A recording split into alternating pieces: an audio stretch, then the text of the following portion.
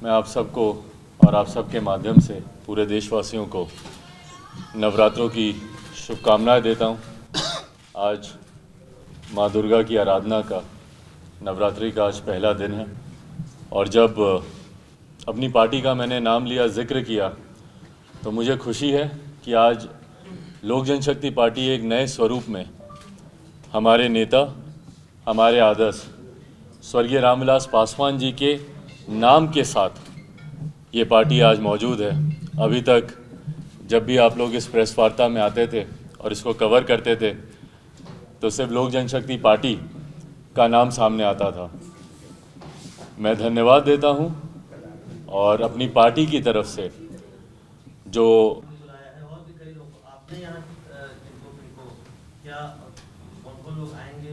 देखिए, जैसा मैंने कहा कि जो भी हमारे नेता में उनमें विश्वास रखता है, आस्था रखता है, हर किसी को आमंत्रित मैंने किया। देखिए, पुण्यतिथि है और इससे पहले जब हम लोगों ने बरसी उनकी रखी थी, उसके लिए मैंने ज़रूर सबको जाकर व्यक्तिगत तौर पर मैंने आमंत्रित किया था, क्योंकि बरखी की डेट हर किसी की जानकारी में नहीं होती। और मैं ये भी क्लियर कर दूं आप सबके माध्यम से कि मैं जहां से आता हूं, हम लोग की परंपरा होती है कि हम लोग 11वें महीने में हम लोग बरखी करते हैं। मेरे चाचा जी रामचंद्र पासवान जी की भी बरखी हम लोगों ने ऐसे ही 11वें महीने की, जब पिताजी थे तो मेरे दादाजी, दादी जी, उन सब की भी।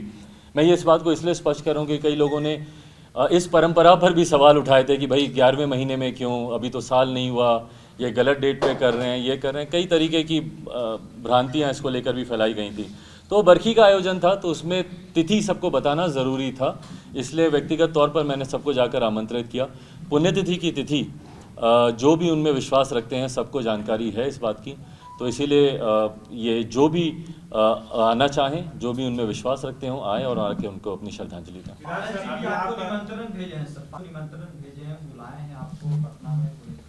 जी, उन्होंने अपने एक सहयोगी के माध्यम से उन्होंने निमंत्रण ज़रूर भेजा था मुझे और मेरी माता जी को। परिवार के किसी सदस्य ने आना ज़रूरी भी नहीं समझा। इस बात का दुख मुझे ज़रूर होता है कभी कभी कि राजनीति क्या इतनी दूरियां पैदा कर सकती हैं दशकों पुराने रिश्ते में। मैं आज 40 साल का हूं और 40 साल में क्या इतनी कभी हम लोग के बीच में नज़दीकियां नहीं रही कि एक कुर्सी की लालच आपको परिवार से इतना दूर कर दे। भाई, अगर ये विचारधारा की लड़ाई होती तो मैं इसको खुलेआम स्वीकार करता। चाचा जी ने जितनी बातें मेरे बारे में कही या जो भी उन्होंने कहा, अगर ये सिर्फ विचारधारा की लड़ाई होती तो मैं खुलकर उनके सामने आता, बहस करना चाहता। मैं अभी तक बहुत सी चीज़ों पर खामोश रहा हूँ। मेरा परिवार खामोश रहा, मैंने कभी कुछ नहीं कहा, क्योंकि मैंने हमेशा इस बात का मैंने सम्मान किया कि वो उम्र में, रिश्ते में, तजुर्बे में मुझसे बहुत बड़े हैं और मेरे संस्कार नहीं है कि मैं बड़ों की बातों को काटूं या उनके ऊपर प्रश्न चिन्ह उठाऊं या उंगली उठाऊं। पर उन्होंने समय समय पर बहुत कुछ कहा मेरे बारे में, मेरे परिवार के बारे में। मेरा सब्र का बांध तब टूटता है जब वो मेरी माता जी का भी जिक्र अपनी बातों में करते हैं। ऐसी बातों को कहना कि भाभी से ज़्यादा, चिराग से ज़्यादा वो मुझे मानते थे, ये कहीं ना कहीं ऐसी बातें हैं जो कि परिवार को दुखी करती हैं। और आप एक ऐसे व्यक्ति के बारे में कह रहे हैं जिनके निधन को अभी साल भर नहीं हुआ। और फिर मैं इसी बात को कह रहा हूँ कि अगर इतना आक्रोश अगर आपके अंदर आया, ये विचारधारा को लेकर होता, तो मैं खुशी खुशी आपका समर्थन करता। आप बोलते कि हमारी विचारधारा की लड़ाई है। चिराग पासवान रामविलास पासवान जी की विचारधारा के साथ खिलवाड़ कर रहा है। वो जो दलितों, वंचितों, शोषितों, अल्पसंख्यकों, समाज के गरीब वर्ग के लोगों के लिए जो हमारे नेता लड़ाई लड़ते थे, चिराग पासवान उसके खिलाफ जा रहा है। इसलिए मैं इसका विरोध करता हूं। मैं भी उनके समर्थन में जाके खड़ा होता अगर ये विचारधारा की लड़ाई होती। पर आप सब जानते हैं, मुझे टोकिएगा ना अगर मैं दोबारा गलत बोल रहा हूँ, क्या ये विचारधारा की लड़ाई थी? ये सिर्फ व्यक्तिगत स्वार्थ की लड़ाई थी, सिर्फ उनको मंत्री बनना था, उस बात की लड़ाई थी। मुझे आक्रोश इस बात पर है कि उन्होंने अपने व्यक्तिगत स्वार्थ के लिए हमारे नेता के विचारधारा के साथ उन्होंने समझौता कर लिया।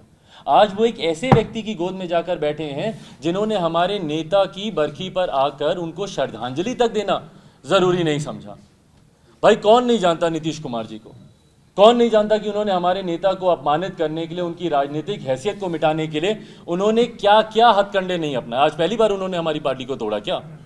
2005 में दोनों विधानसभा के चुनाव में नीतीश कुमार जी ने हमारी पार्टी को तोड़ने का काम किया, हमारे राज्यसभा सांसद को उन्होंने तोड़ने का काम किया, हमारे एमएलसीज को उन्होंने तोड़ने का काम किया, और तो और हमारे नेता की राजनीतिक हैसियत को मिटाने के लिए दलित महादलित समुदाय का उन्होंने गठन करने का काम किया। और आप ऐसे व्यक्ति की गोद में जाकर बैठ गए, कैसे आप खुद को, अपने परिवार को, अपने समाज के लोगों का आप सामना करेंगे? क्या आप एक ऐसे व्यक्ति का समर्थन कर रहे हैं जो हमारे नेता के सम्मान में उनको श्रद्धांजलि देने के लिए 2 श्रद्धा के सुमन तक अर्पित करना जरूरी नहीं समझते? और आज आप उनके कोटे से जाकर आप मंत्री बने हुए हैं, जो हमारे नेता को उनकी पुण्यतिथि पर याद तक करना जरूरी नहीं समझते। हमारे नेता जब इतने समय तक अस्पताल पे थे, नीतीश कुमार जी ने एक बार फोन करना जरूरी नहीं समझा।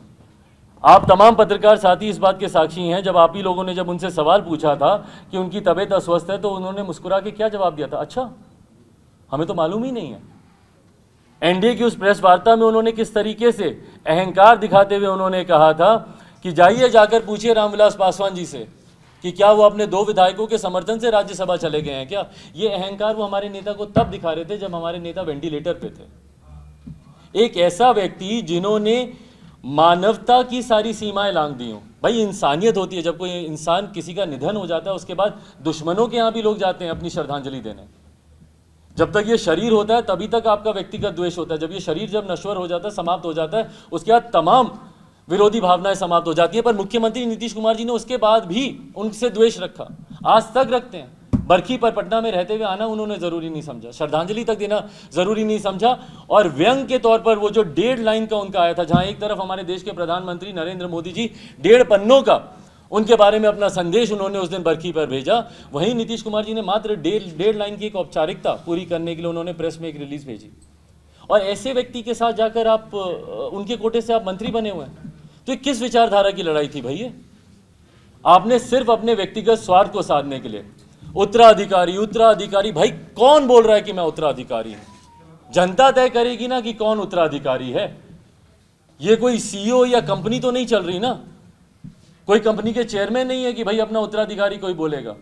अगर उत्तराधिकारी किसी के कहने से ही अगर घोषित हो जाता, तो जितने पूर्व में प्रधानमंत्री राष्ट्रपति रहे, उनके बेटे बेटी आज की तारीख में कहीं ना कहीं किसी बड़े पद पर होते। पर इतिहास गवाह है कि अगली पीढ़ी, कई लोग हैं जो कि अगली पीढ़ी का नाम तक नहीं जानते। क्यों? क्योंकि उनके वो सही मायनों में कोई उत्तराधिकारी था ही नहीं। भाई, अगर मुझमें काबिलियत होगी तो मैं आगे चलूंगा, नहीं काबिलियत होगी तो जनता मेरे को ना स्वीकार करेगी। पर बार बार ये कहना कि नहीं है उत्तराधिकारी नहीं है, संपत्ति का उत्तराधिकारी हो सकता है। चलिए, अगर आपने माना कि संपत्ति का उत्तराधिकारी है, तो रामविलास पासवान जी की संपत्ति क्या थी भैया? बताइए ना मुझे, कहाँ पे कितनी जमीन जायदाद वो छोड़ के गए? किस चीज का मैं उत्तराधिकारी हूँ? हाँ, पर हाँ, देश की जनता उनकी संपत्ति जरूर थी, बिहार की जनता उनकी संपत्ति जरूर थी। और अगर आप कहते हैं कि मैं उनकी संपत्ति का उत्तराधिकारी हूं, तो हाँ, उस जनता का उत्तराधिकारी अगर वो मुझे मानते हैं और हमारे नेता अगर मान के गए हैं, तो फिर मैं हूं। देश की जनता, उनमें विश्वास रखने वाले लोग, पार्टी का कैडर, पार्टी के कार्यकर्ता उनकी संपत्ति थी। तो अगर वो खुद अगर इस बात को मानते हैं कि उनकी संपत्ति का मैं उत्तराधिकारी हूं, तो फिर मैं हूं इसका उत्तराधिकारी। पर ये ना उत्तराधिकारी की लड़ाई है, ना विचारधारा की लड़ाई है, बस आपको मंत्री बनना था उस बात की लड़ाई है। और आपने साबित कर दिया मंत्री बनने के बाद। भाई, आपने एक बार नहीं सोचा 21 साल पुरानी उनकी बनाई हुई पार्टी को खंडित करने से पहले? आते ना, बैठते, मुझसे बात करते। आज किस मुंह से वो, जिसको भगवान कहते हैं, किस मुंह से वो उनसे आंख मिला पाएंगे या उनकी तस्वीर पर वो पुष्प चढ़ा पाएंगे? उनकी खून पसीने से बनी हुई पार्टी को एक दिन नहीं लगा उनको खंडित करने में। रातों रात अंधेरे में जाकर उन्होंने उनकी पार्टी को तोड़ने का काम कर दिया। एक बार बैठते, बात करते, या आप लोगों के सामने आके बोलते कि भाई मैं चिराग से बात करना चाह रहा हूं, चिराग की कार्यशैली से मुझे ऐतराज है, या मुझे राष्ट्रीय अध्यक्ष बनना है, या मुझे मंत्री बनना है। आप ही लोगों के सामने कहते और मुझे अल्टीमेटम देते कि अगर 1 हफ्ते में चिराग ये सॉर्ट आउट नहीं करता तो मैं पार्टी से अलग हो जाऊंगा। भाई, हमारे नेता की खून पसीने की बनाई हुई पार्टी को बचाए रखने का एक प्रयास तो वो करते अपनी तरफ से, पर नहीं करना था उनको, क्योंकि ना उनको हमारे नेता से कुछ लेना देना है, ना नेता की विचारधारा से कुछ लेना देना है। उनको सिर्फ अपना व्यक्तिगत स्वार्थ साधना था, उनको सिर्फ और सिर्फ उनको मंत्री बनना था। वो बन गए। आज की तारीख में मेरी विडंबना सोचिए, मुझे अपने ही पिता के नाम पर अपना हक अधिकार जताने के लिए मुझे साबित करना पड़ रहा है। कौन नहीं जानता भाई, आप सब लोग साक्षी हैं कि हमारे नेता मेरे बारे में क्या सोचते थे, और आज उन्हीं का नाम लेने के लिए मुझे लड़ाई लड़नी पड़ रही है। ऐसी परिस्थिति उन लोगों ने उत्पन्न कर दी, और क्यों? सिर्फ मंत्री बनने के लिए। तो भाई, ये बिहार की जनता भी जान रही है, देश की जनता भी देख रही है, और यही कारण है, मैं कुछ नहीं कह रहा हूं, जो वीडियोस आप लोग अपलोड करते हैं, और मैं आप ही लोगों को बोल रहा हूँ, किसी दूसरे के भी पोर्टल पे मत जाइएगा, जो वीडियोस आप लोग अपलोड करते हैं उनके बारे में उसी पे नीचे कमेंट सुन लीजिए, जनता क्या सोचती है उनके बारे में, वो कमेंट्स आप लोग पढ़ लीजिए। तो बहरहाल जनता इस बात का जवाब देगी और दे ही रही है। जिस तरीके से हम लोग को एक अपार जन समर्थन मिल रहा है और जिस तरीके से वो घर से बाहर निकलने से डरते हैं कि पता नहीं कब कहाँ उनका विरोध हो जाए।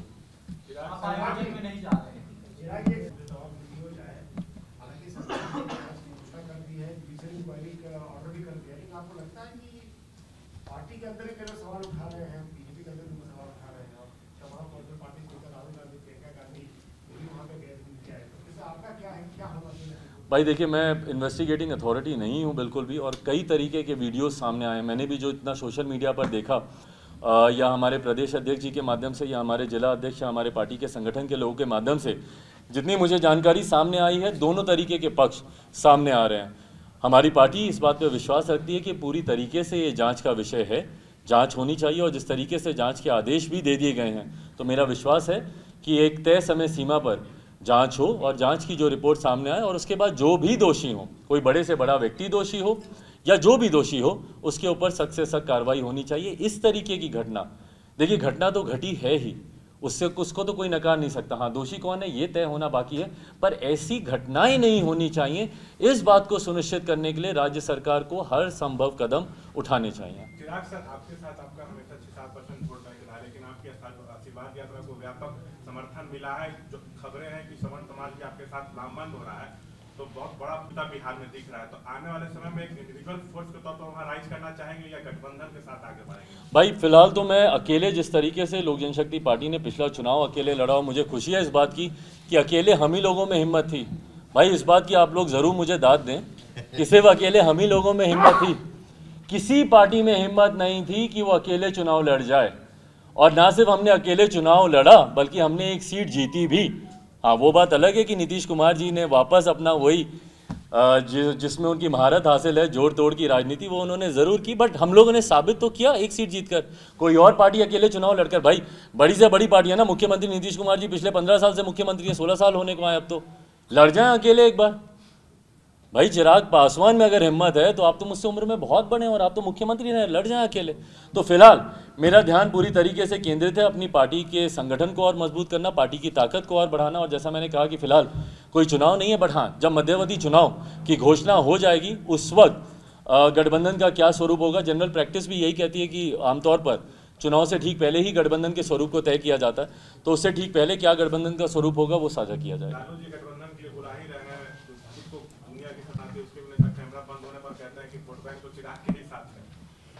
नहीं, देखिए मैं उनका धन्यवाद करता हूँ।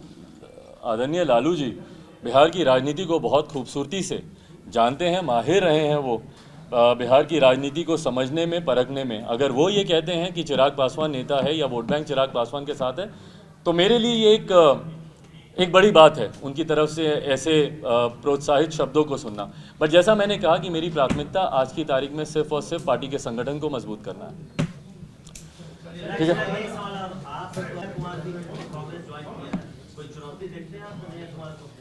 भाई बहुत स्पेस है बिहार में, पूरा वैक्यूम है, पूरी तरीके से बिहार में वैक्यूम है। और मुझे लगता है कि हम तीनों, अगर तीनों युवा नेता अपने अपने कार्य क्षेत्र में अपना अपना ईमानदारी से योगदान दें और बिहार की जनता को तय करने दें कि उसमें से किसको सबसे ज़्यादा बिहार की जनता चाहती है।